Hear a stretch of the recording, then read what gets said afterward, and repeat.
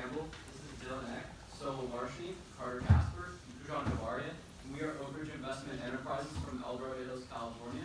We are very honored to be among the world's best high school students when analyzing the stock market. We can't wait to show you our model of stock management. To begin, we developed our portfolio around our prospective client, Jack Abraham. Jack is a 32-year-old technology entrepreneur who sold Milo.com to eBay in 2010 for $75 million US. Due to Jack's young age and wealth disposition, our team strived to center our portfolio around long-term growth. Also, due to Jack's large amount of capital and being more sophisticated than the average client, our team felt comfortable assuming slightly above average amount of risk while pursuing larger returns. Our final goal as a team was to outperform the S&P 500 over the long term on a risk-adjusted basis, and we will do this while maintaining a slightly above average amount of beta. Only when the tide goes out can you see who's swimming naked. This famous quote by Warren Buffett, one of the world's greatest investors, really portrays our approach to long-term asset management as we strive to develop a portfolio that follows a strategy that is in a sense bulletproof, so that it succeeds when the market succeeds and it sustains itself when the market doesn't succeed. Following the strategy, we developed what's known as our bright and bold philosophy, which has many attributes contributing to the pillars of success, although focusing on four main components, being a holistic approach to the gathering of quantitative and qualitative analysis, a time horizon being focused on the long term, orderly approach to trades, and most importantly for us, discipline through good and bad times. Following our strategy, we had three main components. We had 50% quantitative data, 50% qualitative data, and 100% discipline, all leading to the final product of long-term success. For quantitative attributes, we look for an intersection of three components: market data, fundamental research, and economic data, making sure that each component complements each other. Some of the aspects of our quantitative data, but not all, included the PE ratio, earnings and revenue growth of the company, percentage owned by institutions, long-term 5-year expected growth, data, and most importantly, the stage of the economic cycle. For qualitative attributes, we look at the strengths, weaknesses, opportunities, and threats of all companies we analyze to look at the robustness and see how strong the company may be and how competitive it may be, and analyze what type of potential it may have for future success. In addition, we also look into the management track record to see how efficient the management was in ensuring past, current, and most importantly for us, future success. Now that we've established our strategy and our philosophy, it was time to decide what was actually going to make up the content of our portfolio. The first step in making this decision was what markets we were going to invest in. Now, we are aware that we're in a stage of synchronized global growth, and there are many great opportunities and many great markets out there. However, after hours of extensive research, we came to the conclusion that the U.S. markets were the best opportunity for the coming years based on several factors. The first of them being the incredible resilience of the U.S. economy. We came back from the 2009 crash within 2 to 3 years when the rest of the world is just now recovering. We also have incredible faith in our regulatory agencies that are incredibly institutionalized.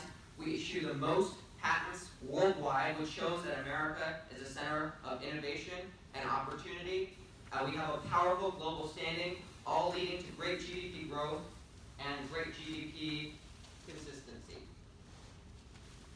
Now that we've decided that we want to go into the U.S. markets, we had to get a sense of where the U.S. economy was in its economic cycle so that we can identify what kind of spending is going to be driving the economy and the markets forward in the coming years.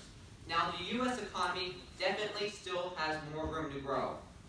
However, there are several indicators such as higher interest rates, moderate inflation, low unemployment, rising wages, earnings peaking, and credit improving that suggest a later stage of the economy. All this leads us to conclude that we're in the mid to late stage cycle of the economy.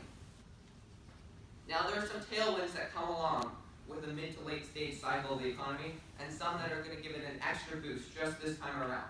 So in a late stage, you see improved capital expenditure, you see rising wages, you see rising consumer and business confidence. But also, this time around, we have synchronized global growth, we have incredibly low family debt, we have a great stable housing market, and we have incredibly responsible and consistent GDP growth. On top of all this, we have something huge. It was tax reform passed in late December. If it wasn't for tax reform, we'd be talking about a recession right now. But it was able to buy us a couple more innings in the ballgame by adding $1.5 trillion into the economy that's going to boost institutional consumer spending and job creation. From this, we can safely say that the chief beneficiaries of tax reform and the late stage cycle of the economy are going to be technology, healthcare, consumer discretionary, financials, and industrials. Once we determined which sectors we were going to invest in, we wanted to find the best companies within each sector. And in order to do this, we put each potential company through a rigorous pass-fail test using 15 metrics. And no company could fail more than 3 metrics. One of these companies was Google. Google is a reliable company. It's been around for a long time. It started as a small tech startup, and now it's rapidly approaching the $1 trillion mark. Since its IPO in 2004, the Google stock has seen a 2,000% growth. We didn't just examine the quantitative aspects, however, we also looked into the qualitative aspects of the company. The median salary for a Google employee is $250,000, and 86% of employees reported job satisfaction. And this boosted our confidence in the company because we saw that the employees believed in the company. We also looked into Google's management. Google's management is very experienced, they're innovative, they're visionary, and they've driven Google up from a small tech startup to almost $1 trillion company, and we believe that they will continue to drive Google to a success in the future. So these are the metrics that we use.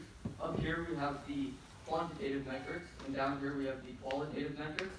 And after putting each company that we were considering through this rigorous test, we were only left with the industry leaders in each sector, and our final portfolio consisted of these companies. Now that we've proven our strategy, it's time to see if what works in theory works in reality. On the first day of trading, we invested 95% of our portfolio while keeping 5% in reserves. The results at the end of the competition were phenomenal. Our portfolio saw a 3.78% return compared to the S&P 0.16% return. As seen on this graph, this top blue line is our portfolio and the green line is S&P 500. And despite the immense market volatility throughout the competition, our portfolio never fell below the S&P 500. This allowed us to stay in the top 30 teams throughout most of the competition. Our above-market returns were a direct result of our diversified portfolio and risk management. But we also made it a priority to keep close to market beta while also maintaining high alpha and minimal standard deviation. These factors combined created our recipe for success, which allowed us to beat the S&P 500 on a risk-adjusted basis. While we had great success, it would be unrealistic if we did not encounter any challenges along the way. Throughout the competition, we had many disagreements on which stocks to pick and how much to invest in each stock. We also had communication issues, as at times it was difficult to relay important information throughout the team. And during times when our portfolio fell due to the immense market volatility, it was difficult to remain disciplined and keep faith in our strategy. For over 400 days before the beginning of the competition, the U.S. markets had not seen any major correction. Yet during the competition, the U.S. market saw not one, but 2 major corrections. However, we remained disciplined, we kept faith in our strategy, and we learned how to truly work together as a team, which led us to our great success. Throughout our team's participation in Wharton's Trading and Investment Simulator, our team learned a plethora of key valuable assets. The first value that we learned was the value of discipline, by analyzing not only the qualitative but the quantitative sides of every potential stock in our portfolio. In addition, our team made sure to stay united by maintaining a firm and resolute viewpoint about the major decisions about the management of our portfolio. Furthermore, our team made sure not to grow emotionally attached to any one stock in our portfolio that might hinder the growth of Jack Abraham's capital. Finally, our team stayed true to our investment goal of increasing Jack's wealth over the long term, investing in industry leaders, maintaining a slightly above average amount of beta, and to possess a holistic approach in managing all the trades that team plays. To conclude, I wanted to reflect on our experiences during this competition. This was our first year in the KWHS investment competition, and we feel very humbled to be here in front of all of you today to present our strategy. We'd like to thank Knowledge at Wharton High School. We'd like to thank all the sponsors, and most importantly, the judges. We'd like to thank all the teams traveling all around the world to come here today. And we'd like to thank you